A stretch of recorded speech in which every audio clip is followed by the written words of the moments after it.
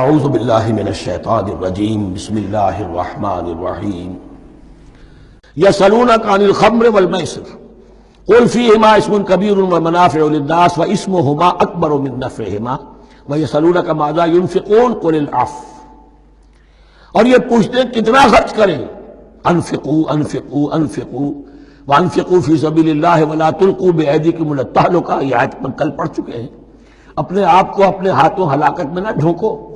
کتنا خرچ کرے، کچھ ہمیں مقدار بھی بتا دی جائے. فرمایا قل العفو، جو بھی تمہاری ضرورت سے زائد ہے. اللہ یہ بھی نہیں کرتا کہ اپنی ضرورتوں کو بھی تم پیچھے ڈال دو، نہیں، ضرورتیں اپنی پوری کرو.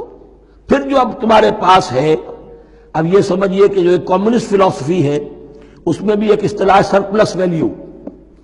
ایک سرپلس ویلیو یہ ہے عفو، جو تمہاری ضروریات سے زائد ہے، یہ سرپلس ویلیو ہے، یہ اللہ کی راہ میں دے دو.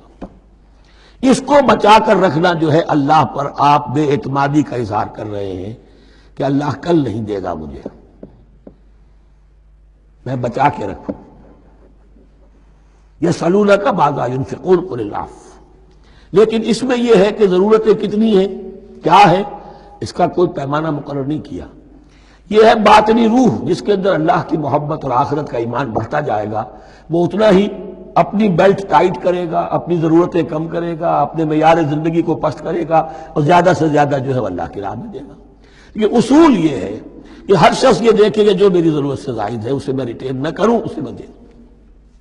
اس انفاق پر پورے 2 رکوع آگے آنے والے ہیں سورہ مبارکہ میں. کذالک یبین اللہ لکم الآیات لعلکم تتفکرون. اسی طرح اللہ تعالی اپنی آیات تمہارے لیے واضح کر رہا ہے تاکہ تم تفکر کرو، غور کرو فی الدنیا والآخرہ. تمہارا یہ غور دنیا کے بارے میں بھی ہونا چاہیے، آخرت کے بارے میں. دنیا میں بھی اسلام رہبانیت نہیں سکھاتا، نہ کھاؤ نہ پیو، چلے کشی کرو، چلے جاؤ جنگلوں میں، نہیں. اسلام متمدن زندگی کی تعلیم دیتا ہے. گھر گھرستی ہے، شادی کرو، بیوی بچوں والے رہو، ان کے بھی حقوق کو ادا کرو، ان کا بھی پیٹ تمہیں پالنا ہے. تو تفکر فی الدنیا والآخرہ، آخرہ کے لیے. لیکن یہ کہ اس میں ریشیو پروپورشن رہنی چاہیے. دنیا کی کتنی قدر و قیمت ہے، آخرت کی کتنی قدر و قیمت ہے، اس کو جان لو. اسی کے حساب سے ایلوکیشن اگر نہیں ہے تو پھر یہ کہ سینس آف پروپورشن اگر غلط ہو گیا تو ظاہر بات ہے کہ پھر ہر چیز تلپٹ ہو جائے گی. ایک دوا کے نسخے میں کوئی چیز زائد تھی، کوئی کم تھی، آپ نے جو کم تھی اسے زیادہ کر دیا، جو زائد تھی کم کر دیا، تو اب ہو سکتا ہے کہ یہ نسخہ شفا نہ رہے، نسخہ ہلاکت بن جائے.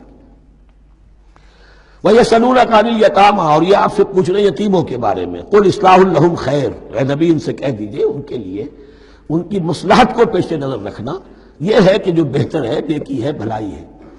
اصل میں سورہ بنی اسرائیل کی آیت جو ہے وہ لوگوں کے سامنے تھی، وَلَا تَقْرَبُوا مَالَ الْيَتِيمِ إِلَّا بِالَّتِي هِيَ أَحْسَنُ.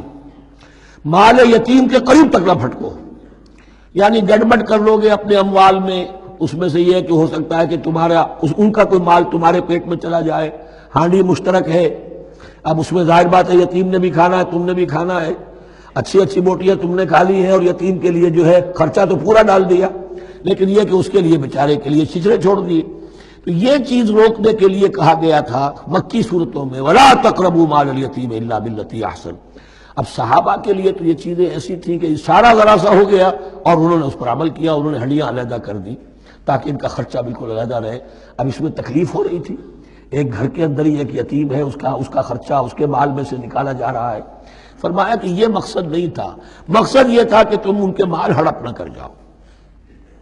قُلْ إِصْلَاحٌ لَهُمْ خَيْرٌ، قُلْ إِصْلَاحٌ لَهُمْ خَيْرٌ، ان کے لیے اصلاح کرنا بھلائی کا ہے.